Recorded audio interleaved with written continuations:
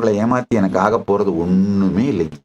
உண்மையில சொல்லணும்னா, இத்தனை பேர் இத்தனை தாக்குதல்கள் நடத்தி இதையெல்லாம் செய்தும் நான் என்னை காப்பாத்திட்டு வாழறதுக்கான ஒரே காரணம் இந்த சத்தியங்களை எல்லாம் உங்களுக்கு சொல்ல வேண்டும்ங்கிறதுக்காக தாங்கய்யா.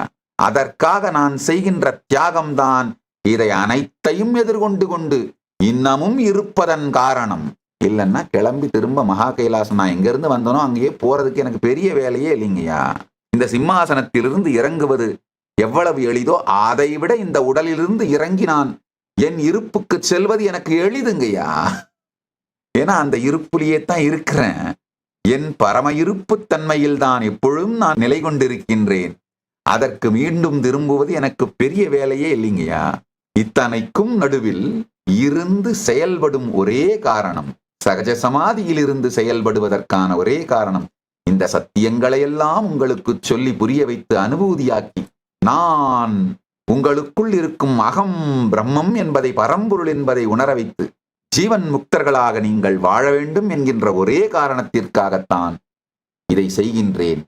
கைலாசவாசியாக இப்போதே பதிவு செய்யுங்கள். சேனலை சப்ஸ்கிரைப் செய்யுங்கள்.